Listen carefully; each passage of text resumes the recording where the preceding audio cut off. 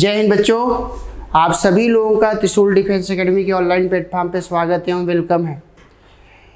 ये जो सेशन हम स्टार्ट करने वाले हैं, जो इम्पोर्टेंट क्वेश्चन को सॉल्व कराएंगे आपको जीके का, ये आपके एयरफोर्स वाई ग्रुप के लिए है। मोस्ट इम्पॉर्टेंट क्वेश्चंस हैं, आप इसको ज़रूर देखें, ज़रूर सॉल्व करें।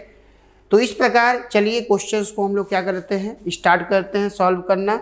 जिसमें अगर आप आएंगे पहला क्वेश्चन, फर्स्ट क्वेश्चन आपसे कर रहा है, river Kaveri flows through, Kaveri नदी बहती है ए वेस्टर्न इंडिया पश्चिमी भारत में, बी नॉर्थ इंडिया उत्तर भारत में, सी सेंट्रल इंडिया मध्य भारत में, एंड डी साउथ इंडिया दक्षिण भारत में। देखिए कावेरी नदी जो है ये साउथ इंडिया में बहती है, दक्षिण भारत में। कहाँ पे? दक्षिण भारत में ये नदी बहती है। तो इस प्रकार क्वेश्चन नंबर 1 का डी ऑप्शन सही होगा। एक्चुअली कावेरी नदी जो है, कावेरी नदी ब्रह्मगिरी माउंटेन से निकलती है। कहाँ से? ब्रह्मगिरी माउंटेन से निकलती है वेस्टर्न घाट में। वेस्टर्न घाट में ब्रह्मगिरी माउंटेन से जो है, या पश्चिमी घाट में ब्रह्मगिरी माउंटेन से कावेरी नदी निकलती है। और ये पूरब की ओर जो है बे ऑफ बंगाल में, बंगाल की खाड़ी में क्या हो जाती है, इंड हो जाती है। तो इस प्रकार कावेरी नदी के बारे में अगर आप आएंगे तो कावेरी नदी साउथ इंडिया में दक्षिण भारत में बहती है। इस प्रकार क्वेश्चन नंबर 1 का डी ऑप्शन क्या होगा, सही होगा। नेक्स्ट क्वेश्चन पे चलते हैं। नेक्स्ट क्वेश्चन पे बच्चों, question number 2। Question number 2, Bomdila pass is located in which state. देखिए क्वेश्चन नंबर 2 दर्रे से पूछा गया है, और ये कौन से दर्रा के बारे में पूछ रहा है? बोमडीला दर्रा या बोमडीला पास भारत के किस राज्य में स्थित है? देखिए बोमडीला पास, पहले पास समझ लीजिए क्या होता है। पास जो है माउंटेनियस रीजन में या पर्वतीय क्षेत्रों में पाया जाता है, जो माउंटेन को तोड़कर दो रास्तों को जोड़ा जाता है, दो एरियाज को कनेक्ट किया जाता है। तो इस प्रकार अगर आप देखेंगे तो क्वेश्चन नंबर 2 ऑप्शन में देखते हैं कि बोमडीला दर्रा कौन से स्टेट में है या कौन से यूटी में है। तो A option Jammu and Kashmir, B option Sikkim, and C option Himachal Pradesh, and D option जो है अरुणाचल प्रदेश। 4 ऑप्शन दिए गए हैं, चारों ऑप्शन में से आपको पहचान करना है। तो बोमडीला पास जो है आपको अरुणाचल प्रदेश में मिलेगा। कहाँ पे मिलेगा? अरुणाचल प्रदेश में आपको मिलेगा बोमडीला पास। तो इस प्रकार क्वेश्चन नंबर 2 का डी ऑप्शन क्या होगा, सही होगा। क्वेश्चन नंबर 2 का डी ऑप्शन सही होगा। नेक्स्ट क्वेश्चन पे चलते हैं। Question number 3। Question number 3। Question number 3 कह रहा है, Luni river mainly flows in which state. Luni नदी मुख्यतः किस राज्य में बहती है? A Rajasthan, B Gujarat, C Punjab, and D Haryana. देखिए लूनी नदी के बारे में अगर आप आएंगे तो ये अरावली रेंज के जो है वेस्ट पार्ट से निकलता है, वेस्ट स्लोप से क्या होता है, निकलता है। और लूनी नदी पूरी तरीके से राजस्थान में बहती है, राजस्थान में बहती है। ये अरावली रेंज से निकलती है और राजस्थान के थार डिजर्ट में या थार मरुस्थल या थार डिजर्ट में जाके क्या हो जाती है, समाप्त हो जाती है, इंड हो जाता है। तो इस प्रकार अगर आप देखेंगे तो क्वेश्चन नंबर 3 का ए ऑप्शन सही होगा, राजस्थान। नेक्स्ट क्वेश्चन पे चलते हैं। Question number 4। क्वेश्चन नंबर 4 कह रहा है, Similipal national park is located in. Similipal राष्ट्रीय पार्क स्थित है। Option A Orissa, option B West Bengal, option C Chhattisgarh, and option D Andhra Pradesh. देखिए सिमलीपाल के बारे में अगर आप आएंगे तो सिमलीपाल आपको उड़ीसा में मिलेगा। सिमलीपाल एक नेशनल पार्क है जिसका संबंध उड़ीसा से है। किससे है? उड़ीसा से है। तो यह आपको उड़ीसा में मिलेगा। इस प्रकार क्वेश्चन नंबर 4 का ए ऑप्शन क्या होगा, सही होगा। तो देखिए national park, wild life sanctuary, wetland या आर्द्र भूमि, ये टॉपिक्स इम्पॉर्टेंट है और करेंट अफेयर्स से जुड़े हुए हैं। तो इसको आपको इग्नोर नहीं करना है, ये जरूर देखना है कि कौन से राज्य में कौन सा नेशनल पार्क या वाइल्ड लाइफ सेंचुरी है। तो इस प्रकार क्वेश्चन नंबर 4 का ए ऑप्शन क्या होगा, सही होगा। नेक्स्ट क्वेश्चन पे चलते हैं। नेक्स्ट क्वेश्चन पे क्वेश्चन नंबर 5।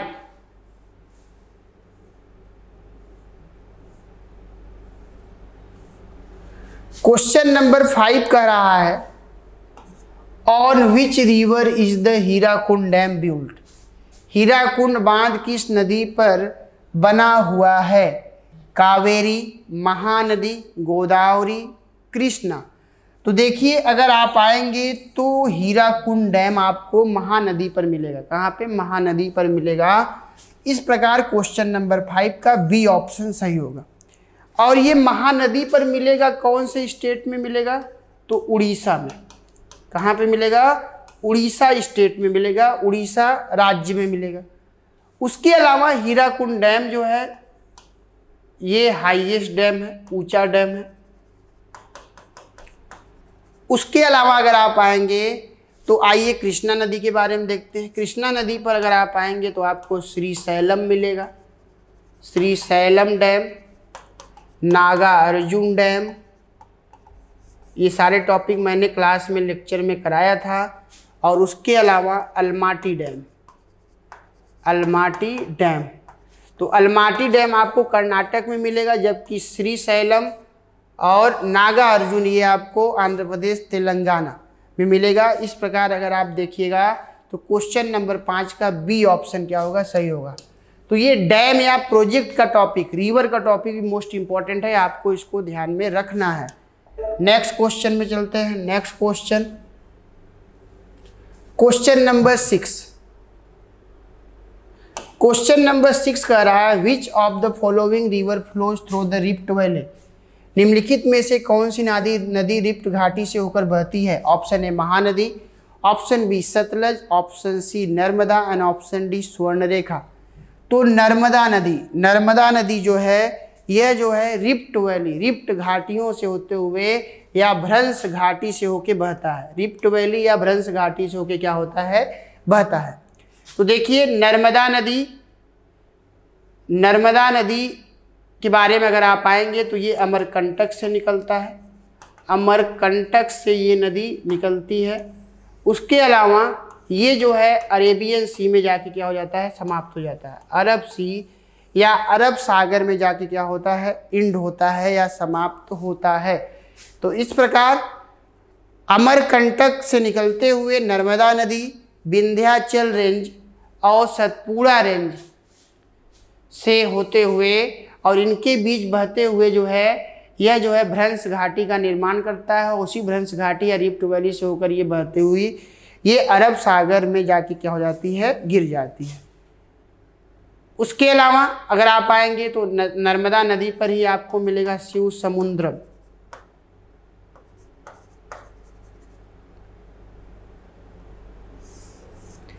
चलिए नेक्स्ट चलते हैं। इस प्रकार क्वेश्चन नंबर 6 का सी ऑप्शन क्या होगा, सही होगा, नर्मदा नदी।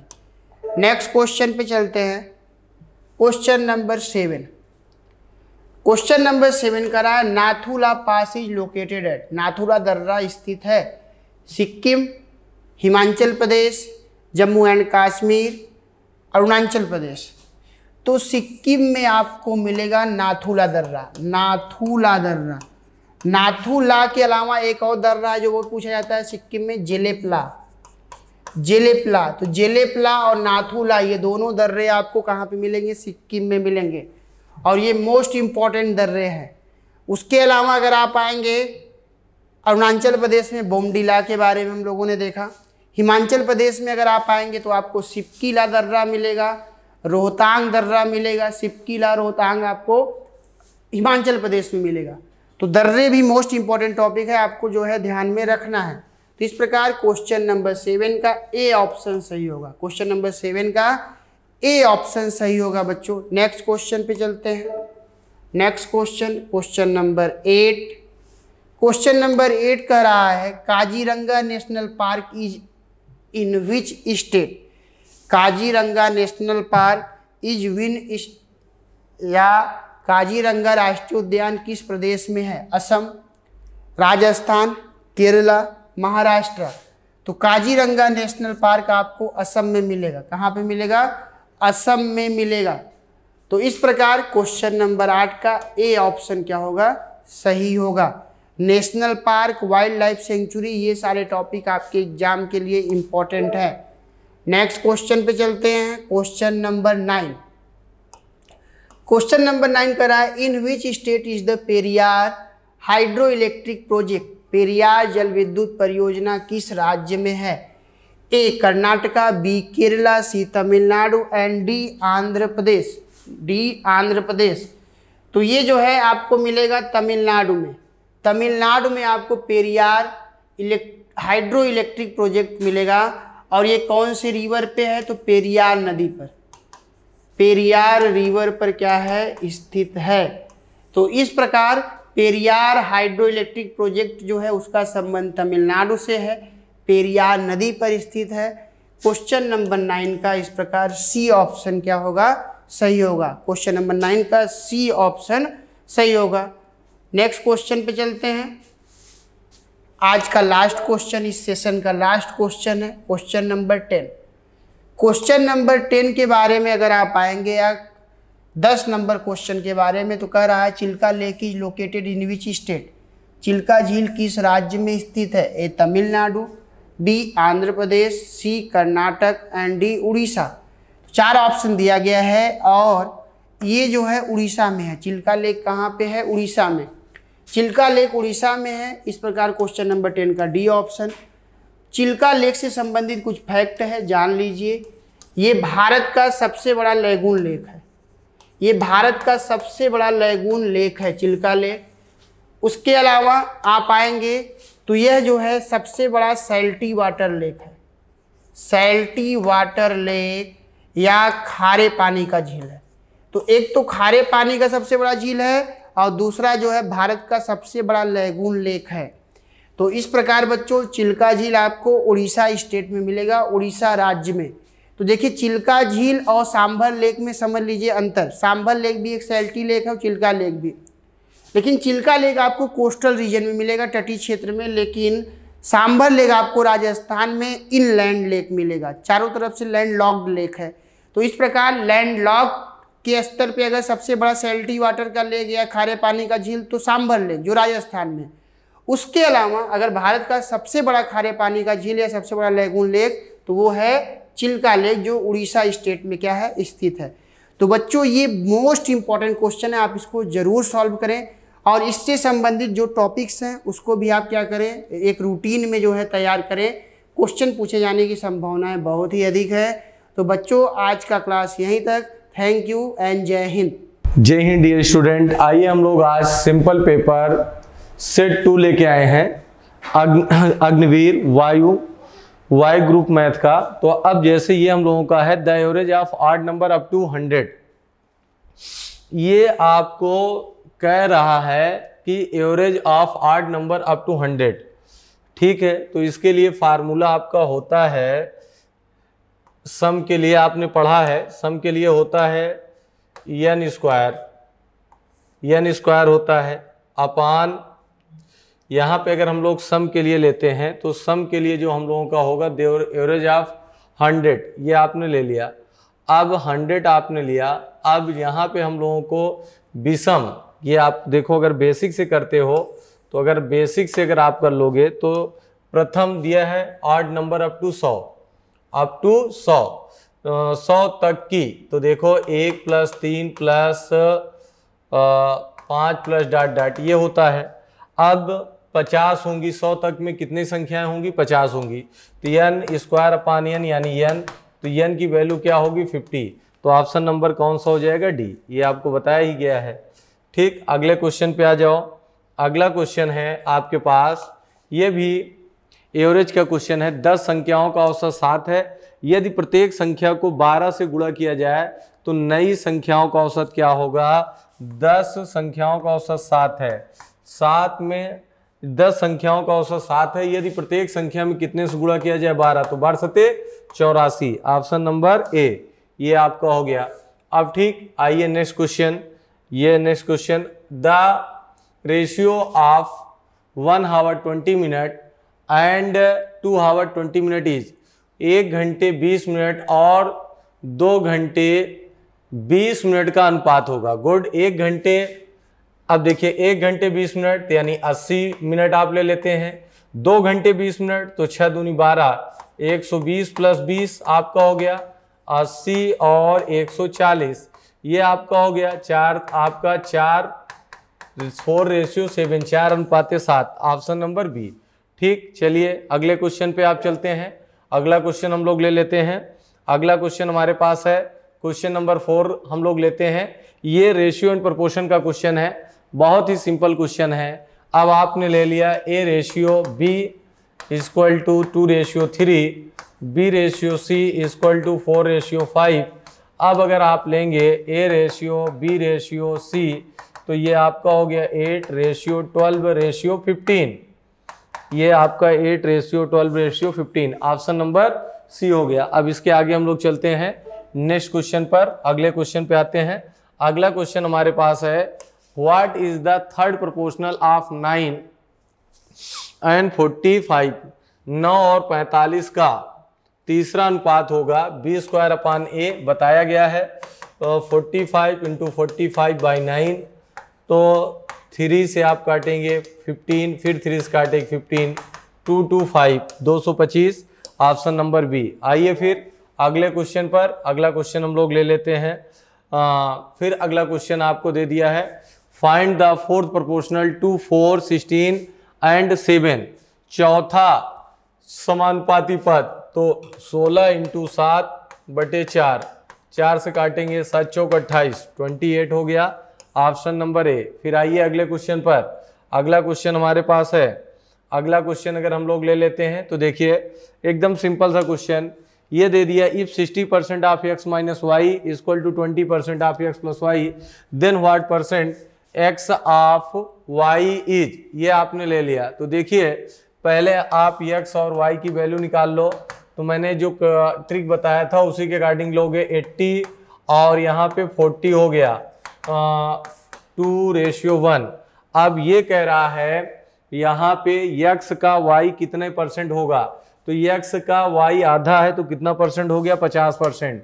अब ये आपने ले लिया। अब इसके बाद हम लोग चलते हैं अगले क्वेश्चन पर। क्वेश्चन नंबर 8 हमारे पास है, तो देखिए if 25% of a number is 12 less than 50% of the number then the number is, यानी कह रहा है यदि किसी संख्या का 35% उस संख्या के 50% से 12 कम है तो वह संख्या होगी। अब 50 और 35 में डिफरेंस कितना है, अगर देखो मैंने डायरेक्ट जो ट्रिक बताया था 50 और 35 में डिफरेंस है 15 का, तो 15% बराबर कितना 12, तो 1% बराबर 12/15, तो 100% बराबर क्या होगा 12/15 × 100, तो ये आपका हो गया 5 × 15 और ये हो गया 20, 3 चौक 12, 20 चौको 80, तो ऑप्शन नंबर ए सही हो गया।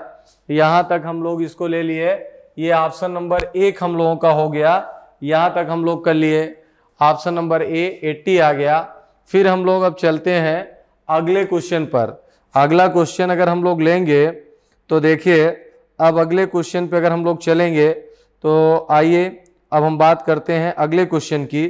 तो अगला क्वेश्चन हम लोग देखेंगे, अगला क्वेश्चन भी हम लोगों का काफ़ी अच्छा है। ठीक, तो अगले क्वेश्चन की बात अगर करते हैं, क्वेश्चन नंबर अब हम लोगों का 9 होगा। हाँ देखिए 9 पे आ गए हम लोग, तो देखिए the breadth of the rectangle is increase by 20% in order to keep the area same of the rectangle the length must be reduce by, एक आयत की चौड़ाई में 20% की वृद्धि की जाती है तो उसके क्षेत्रफल को समान रखने के लिए कितने लंबाई को कम करना होगा।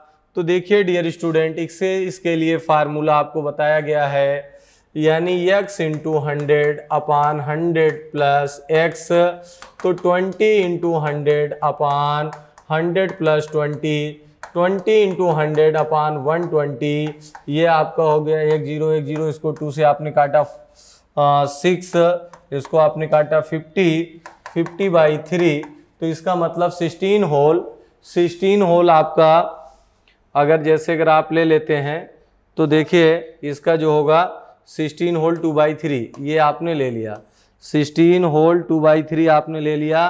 अब देखिए यहाँ तक आपका आंसर हो गया। लास्ट क्वेश्चन, अब हम लोग लास्ट क्वेश्चन पे आते हैं। लास्ट क्वेश्चन हम लोग लेते हैं, तो देखिए लास्ट क्वेश्चन पर चलते हैं। तो ये भी बहुत अच्छा क्वेश्चन है, इसको भी हम लोग 2 सेकंड में सॉल्व करते हैं। तो जब 2 सेकंड में इस क्वेश्चन को आप देखते हैं तो देखिए ये क्वेश्चन हमारे पास बहुत सिंपल सा ये भी क्वेश्चन है, परसेंटेज का है। एक चुनाव में केवल 2 उम्मीदवार थे, एक उम्मीदवार को 40% वोट मिले, दूसरे को 576 वोटों से चुनाव को हराया। तो मतों की संख्या थी यार, इसका मतलब देखो एक को 40 मिला तो दूसरे को 60, इन दोनों के बीच में अंतर कितना हुआ 20%। क्वेश्चन सॉल्व हो गया। 20% बराबर 596, 1% बराबर 596/20। तो 100% अगर लेते हैं तो 20 पंचे 100, 5 छंग 30, 5 45, 3 48, 55 25, 25 4 29, 2980 यही आपका आंसर हो गया। तो डियर स्टूडेंट इस तरीके से आपका ये सेट नंबर 2 भी कंप्लीट हो गया। तो अब हम लोग अगले सेट में मिलेंगे, अगले टॉपिक में, अपने अगले सेट में और बहुत सारे क्वेश्चनों के साथ मिलेंगे। तब तक के लिए Jai Hind, thank you. Welcome to Trishul defence academy. I am BL Yadav. बच्चों आज आप लोगों के लिए लेकर आया हूँ बहुत ही इंपॉर्टेंट क्वेश्चन का सैंपल पेपर। जैसा कि आप लोगों ने देखा होगा कि Y ग्रुप का सैंपल पेपर और X ग्रुप का सैंपल पेपर ये दोनों बन रहा है। तो ये जो है Y ग्रुप का सैंपल पेपर है, किस तरह से question spotting error, antonym synonyms ये सब किस तरह से पूछे जाते हैं, इस पर हम वीडियो लेकर आया हूँ जो है। तो क्वेश्चन की शुरुआत करते हैं। पहले के जो 5 क्वेश्चन है वो स्पॉटिंग एरर के हैं, ठीक है।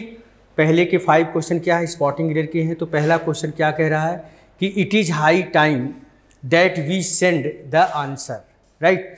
तो जैसा कि आप लोग जानते होंगे कि इस पर हमने क्वेश्चन का जो इसका कंसेप्ट है, इस क्वेश्चन का जो कंसेप्ट है वो क्या है, थोड़ा सा देखेंगे आप लोग।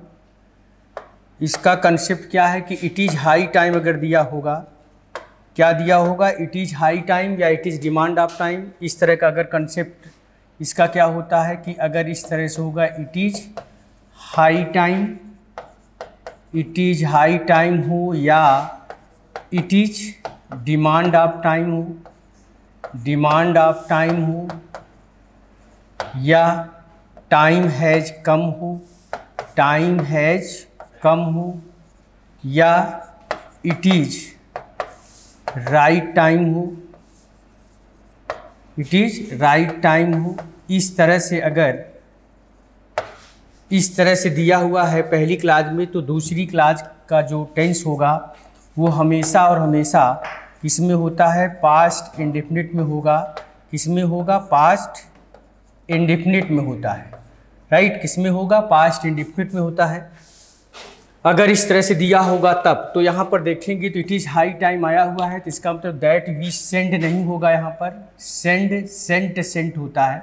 आप लोग जानते होंगे सेंड और सेंट और सेंट होता है, राइट। तो पास्ट इंडेफिनिट होगा तो it is high time that we sent होना चाहिए, SENT, यानी बी ऑप्शन हमारा गलत है। क्या होगा, it is high time that we sent the answer, ठीक है। सेंड हम यूज नहीं कर सकते हैं क्योंकि it is high time, it is demand of time, it is time has come, it is right time के बाद हमेशा पास्ट इंडेफिनिट का प्रयोग होता है, ठीक है। तो हमारा बी ऑप्शन उसमें गलत है। क्वेश्चन नंबर 2 जो कह रहा है क्या, he is writing novel ever since he became a graduate. तो ध्यान दीजिएगा ये सिंस वाले केस में क्या होता है, सिंस का जो कंसेप्ट होता है बच्चों, सिंस का जो कंसेप्ट होता है, ठीक है, उसका क्या कंसेप्ट होता है, सिंस के बाद ध्यान दीजिएगा, सिंस का जो कंसेप्ट होगा वो क्या होगा कि अगर इधर प्रेजेंट परफेक्ट रहता है, क्या रहेगा, या तो प्रेजेंट परफेक्ट रहेगा या तो क्या रहेगा, प्रेजेंट परफेक्ट कंटिन्यूअस रहेगा, ठीक है। तब इधर हमारा पास्ट इंडेफिनिट आता है, क्या आता है, पास्ट इंडेफिनिट का प्रयोग करते हैं हम, ठीक है। तो यहाँ पर आप देखोगे he is writing novel ever since, since के बाद इधर पास्ट इंडेफिनिट है तो यहाँ पर इज का प्रयोग नहीं होगा, यहाँ पर होगा ही हैज बीन होना चाहिए। क्या होगा, he has been writing novel ever since he become a graduate.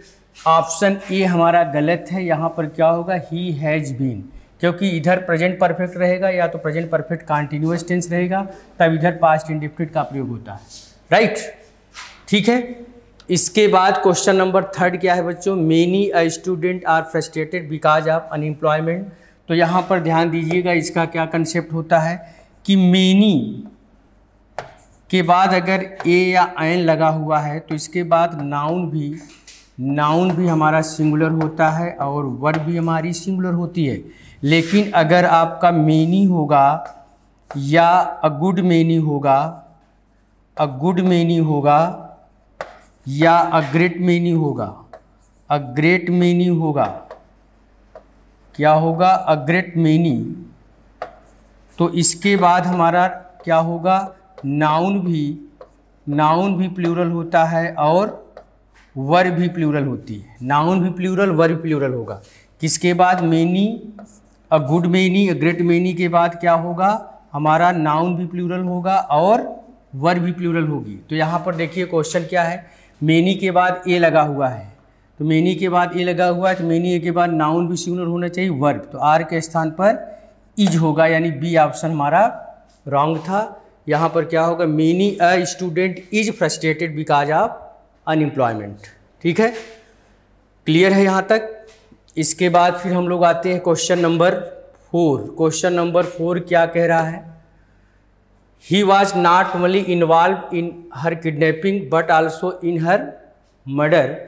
तो यहाँ पर नॉट ओनली बट आल्सो के साथ क्या होता है, इसका क्या कंसेप्ट होता है, नॉट ओनली और बट आल्सो। यहाँ पर इसका कंसेप्ट ये होता है कि नॉट ओनली के बाद जो चीज़ आएगा वही चीज़ बट आल्सो के बाद भी होना चाहिए। नॉट ओनली के बाद वर्ब है तो बट आल्सो के बाद भी वर्ब, नॉट ओनली के बाद नाउन है तो बट आल्सो के बाद भी नाउन, नॉट ओनली के बाद प्रेपोजिशन है तो बट आल्सो के बाद भी प्रेपोजिशन आना चाहिए। तो यहाँ पर क्वेश्चन क्या करा, he was not only involve in, अब बट आल्सो के बाद देखिए प्रेपोजिशन है तो यहाँ पर नॉट ओनली के बाद भी प्रेपोजिशन होना चाहिए। तो इसको ऐसे कर दो, क्वेश्चन सही हो जाएगा, ही वाज इन्वॉल्व्ड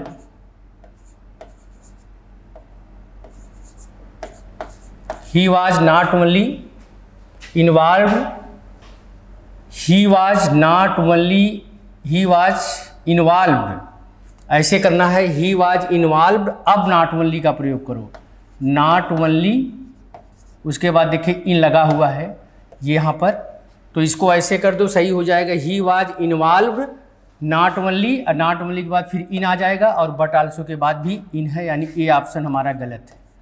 बोलिए, सही सेंटेंस कहने का मतलब ऐसे होगा, he was involved not only in her kidnapping, not only in her kidnapping और बट आल्सो इन, ठीक है। अब देखिए यहाँ पर नॉट ओनली के बाद इन आ गया है और बट आल्सो के बाद इन है, यानी ए ऑप्शन हमारा गलत है, ठीक है। इसके बाद क्वेश्चन नंबर 5 क्या कह रहा है, supposing if you are arrested. Supposing और इफ़ ध्यान दीजिएगा दोनों कंडीशनल होते हैं। सपोजिंग और इफ़ दोनों का प्रयोग एक साथ नहीं करोगे, या तो सपोजिंग का प्रयोग करोगे या तो इफ़ का प्रयोग करोगे, क्योंकि दोनों का मतलब एक ही होता है, दोनों कंडीशनल होते हैं। सपोजिंग और इफ़ दोनों का प्रयोग हम एक साथ नहीं करेंगे, या तो सपोजिंग का प्रयोग करेंगे या तो इफ़ का प्रयोग करेंगे, यानी ए ऑप्शन हमारा गलत है, ठीक है। यहाँ से या तो इफ़ हट जाएगा या तो सपोजिंग हटेगा, ये कहने का मतलब है, ठीक है। इसके बाद फिर हम आगे बढ़ते हैं, question number 6, I congratulated you on. Congratulate word जो होता है बधाई देना, ये हमेशा और हमेशा क्या लेता, ऑन लेता है, ऑप्शन सी होगा।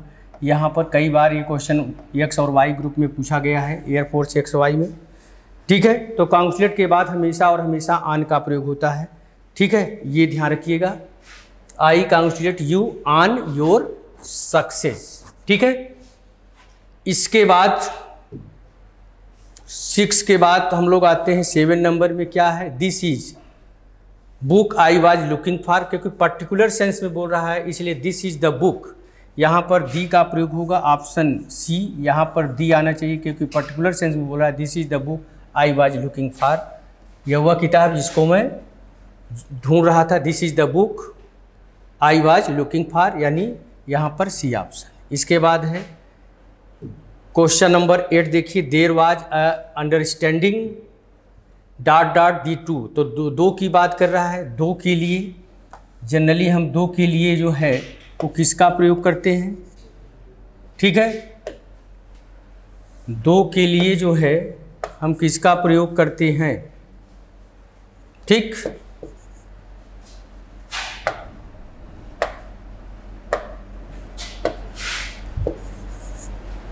दो के लिए हम किसका प्रयोग करेंगे, बिटवीन का प्रयोग करेंगे, राइट। किसका प्रयोग करेंगे, बिटवीन का प्रयोग होगा। There was a understanding between the two, तो दो के लिए दो दिया हुआ है, टू की बात कर रहा है, तो टू के लिए हम क्या यूज करेंगे, बिटवीन का प्रयोग करेंगे, ठीक है। क्वेश्चन नंबर 9 क्या कर रहा है, आई प्रीफर दिस बुक।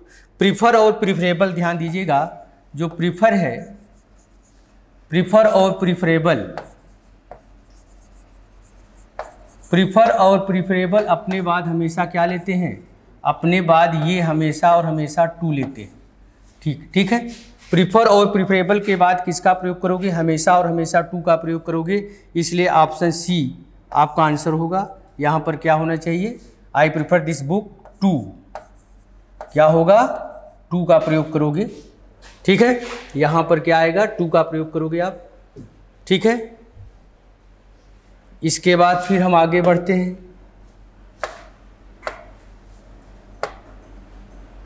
ठीक है।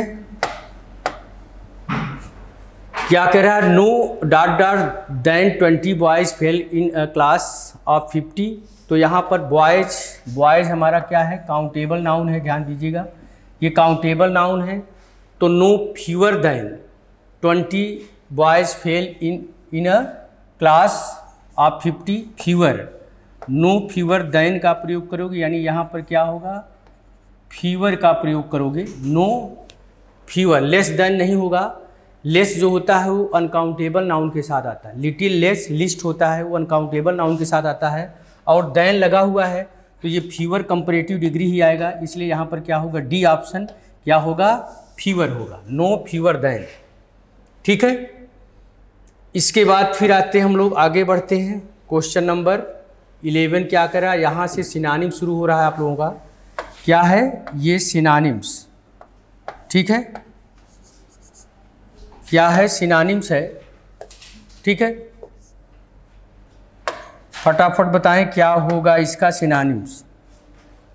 तो सिनोनिम्स क्या है, मॉन्यूमेंट, मॉन्यूमेंट का मतलब होता है स्मारक, मॉन्यूमेंट का मतलब स्मारक सिनोनिम्स है, तो सिनोनिम्स मॉन्यूमेंट का मतलब स्मारक, तो मेमोरियल होगा, क्या होगा, मेमोरियल, ठीक है, क्या होगा, मेमोरियल, मॉन्यूमेंट का सिनोनिम्स मेमोरियल, ठीक है।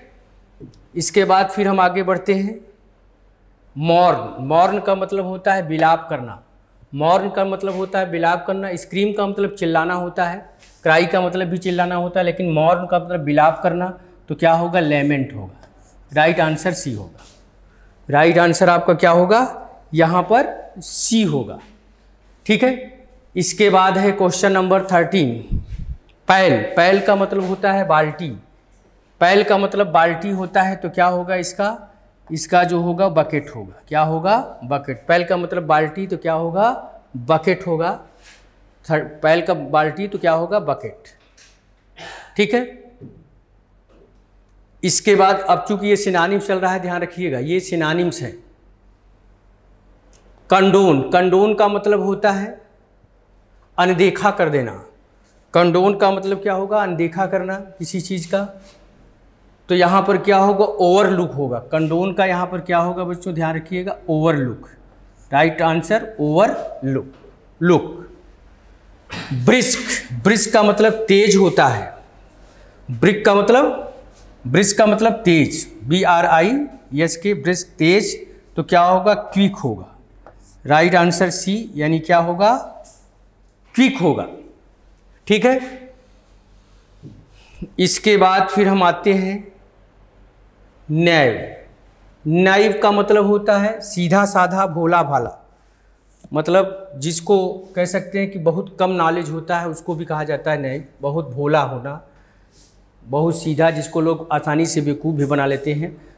तो एंटानिम्स, अब चूंकि यहाँ से जो हम शुरू कर रहे हैं वो एंटानिम्स है, तो नाइव सीधा साधा तो क्या होगा? सफिस्टिकेटेड का मतलब विवेकी, जो बहुत बुद्धिमान होता है, भोला भाला नहीं होता, बहुत समझदार, बहुत बुद्धिमान, उसको कहा जाता है सफिस्टिकेटेड। तो राइट आंसर इसका नाइव का अब एंटानिम्स क्या होगा? सी, सफिस्टिकेटेड होगा। ठीक है, इसके बाद फिर हम आगे बढ़ते हैं डेमन। डेमन का मतलब होता है दैत्य या राक्षस। डेमन का मतलब दैत्य या राक्षस होगा, तो क्या होगा? इसका एंजल होगा। राइट आंसर सी होगा, ANGEL होना चाहिए,